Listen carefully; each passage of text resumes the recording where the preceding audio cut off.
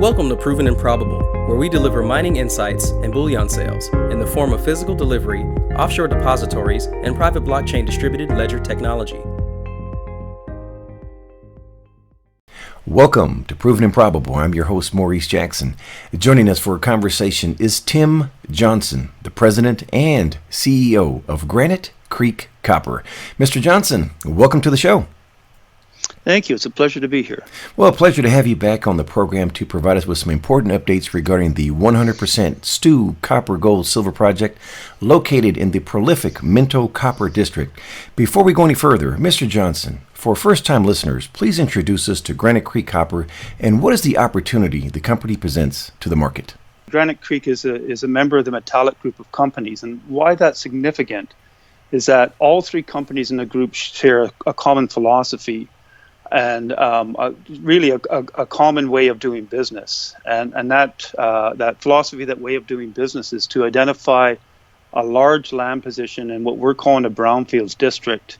And in our case, a brownfields district means is something that has already been explored previously, has an operating mine or a near-term operating mine in the district, and it gives us multiple exit strategies. So we don't need to go all the way to a measured and indicated a resource. We can find something that might be interesting to our neighbor. We can make, in our case, we can bring the amount of contained copper in the district up to a point where we start to attract bigger attention to the belt for our benefit and to the other players in the belt as well. Now, from a macro perspective, can you share the supply and demand fundamentals for copper? Yeah, I mean, we see a potential deficit in copper moving forward. And, some analysts say that we're in deficit already. We see probably first or second quarter of 2020 being in a real deficit that's going to start to come out on the books of the major analysts. And there's a lot of reasons for that. People point to the electrification of transportation, but we see it as sort of a electrification of a bunch of other things, including, China is creating a middle class, and when you do that, you need an awful lot of copper in vehicles and houses and industry, right? And there's a lot of different metrics driving it, whether it's China or globally, the move from internal combustion engines to electric vehicles. And one of the important points that we see in the copper market is when you do that transition, whether it's houses or vehicles, you actually take a large amount of copper out of the market and you put it in things that might last longer than you would expect. It's not it's not electronics that are getting turned over every year. I mean, we're hearing that some of these electric cars could have 15 to 20 year life. Right, so you take an awful lot of copper and you soak it away in these things, and it's off the market. So the supply has to come up to maintain the global economy. One of the reasons we have you on the program here is that we believe that copper may very well become one of the most valuable metals on the planet. Copper is going to be consumed in the next, more copper, I should say, is going to be consumed in the next 25 years than all of combined history.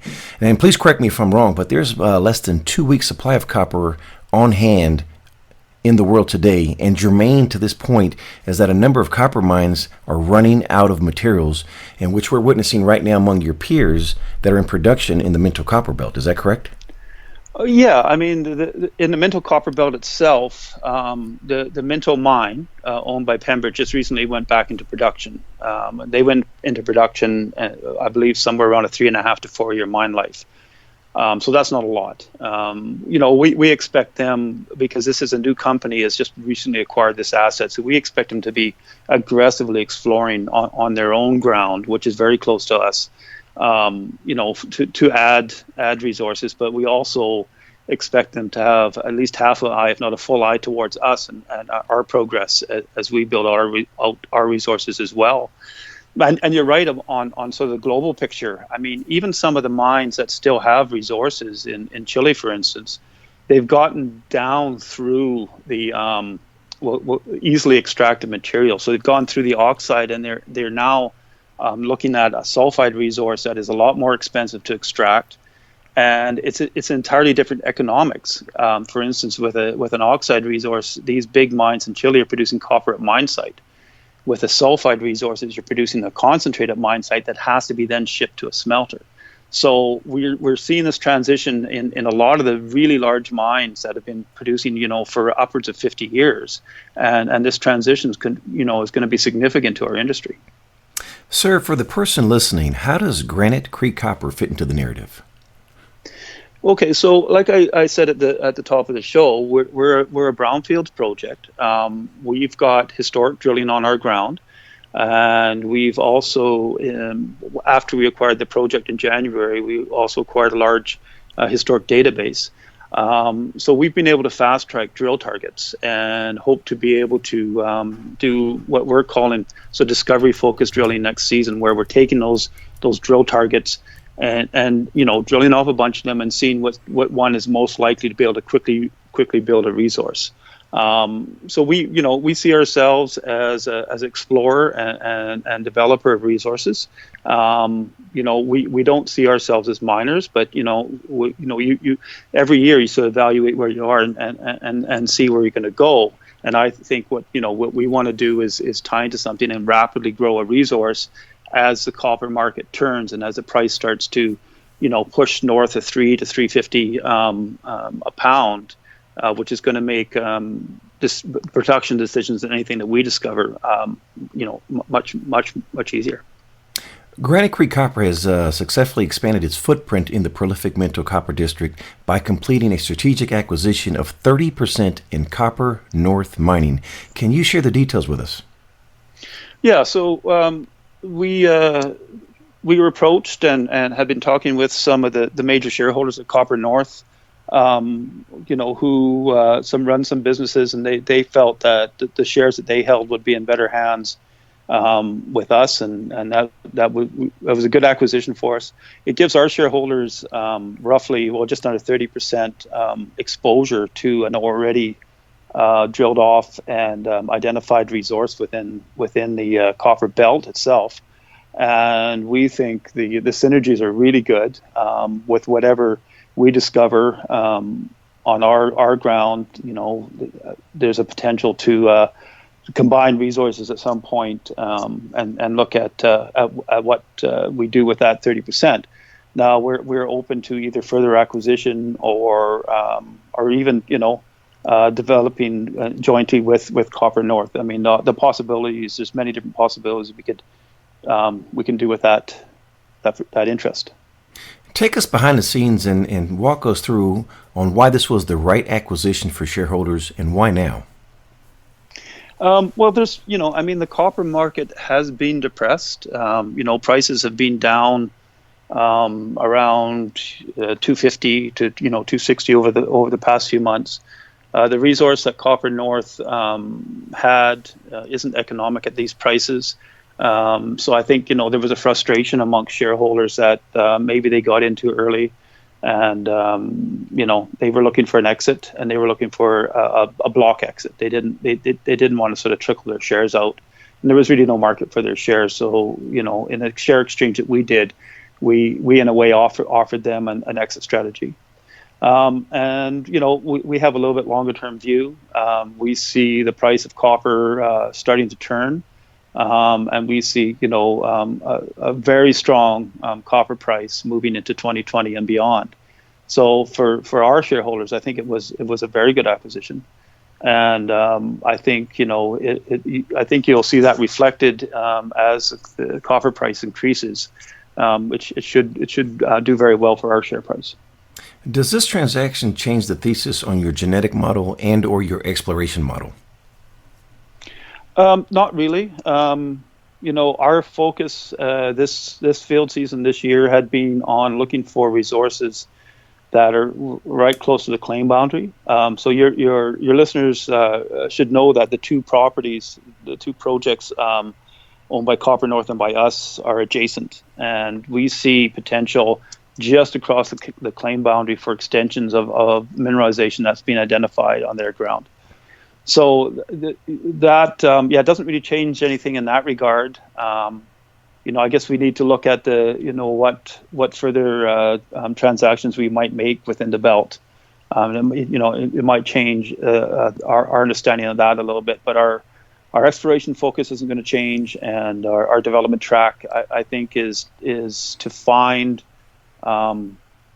combined pounds in the ground that will attract significant players to the belt, whether it's one of the big copper players or a multi-metal player.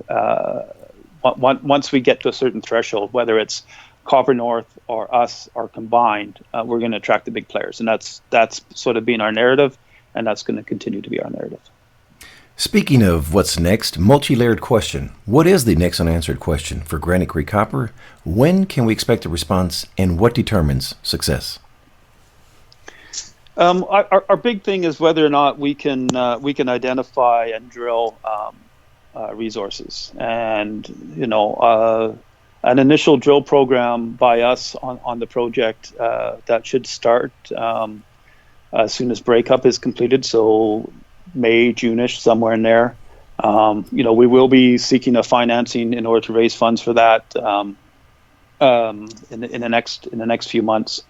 Our success is finding something that we can point to and say, yes, we can start to drill off a resource around this, and you'll see that first to second quarter of next year. Let's review some numbers. Mr. Johnson, please share the capital structure for Granite Creek Copper. Yeah, so we've got 46 million shares out right now. That was recently bumped up by our acquisition. We issued roughly 10 million shares for the acquisition of the Copper North shares. Currently, we've got about 27 million warrants out at 20 cents, and another 3 million warrants out at 15 cents. So fully diluted, we're at 79 million shares. Insiders and close associates of insiders hold roughly 45% of that, and we think that's we're all very incentivized to work hard and to increase shareholder value. In closing, Tim, what keeps you up at night that we don't know about? Extension of the low copper prices that we see now. Like I say, I think they've just started to turn, and hopefully they continue to strengthen throughout the rest of this year and into next year. But if there was a protracted sub 250 copper, it would be very difficult for us. We would have to revise our strategy.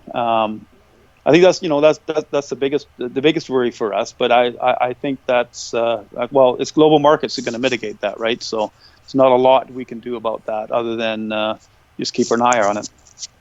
Mr. Johnson, last question. What did I forget to ask? You've done a really good job. I can't think of a single question you forgot to ask. Well, I'm not going to argue with you on that compliment.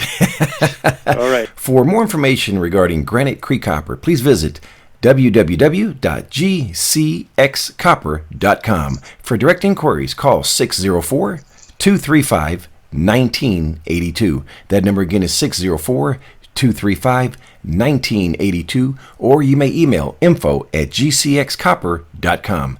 Granite Creek Copper trades on the TSXV symbol GCX. Before you make your next bullion purchase, make sure you call me. I'm a licensed representative for Miles Franklin Precious Metals Investments, where we provide a number of options to expand your precious metals portfolio, from physical delivery, offshore depositories, precious metal IRAs, and private blockchain distributed ledger technology. Call me directly at 855-505-1900. That number again is 855-505-1900, or you may email Maurice at milesfranklin.com. Finally, please subscribe to Proven and Probable.com for mining insights and bullion sales. Tim Johnson of Granite Creek Copper, thank you for joining us today on Proven and Probable. The information presented on Proven and Probable is provided for educational and informational purposes only, without any express or implied warranty of any kind, including warranties of accuracy, completeness, or fitness for any particular purpose. The information is not intended to be and does not constitute financial, investment, or trading advice, or any other advice. You should not make any financial, investment, or trading decision based on any of the information presented without first undertaking independent due diligence and consultation with a professional broker or competent financial advisor.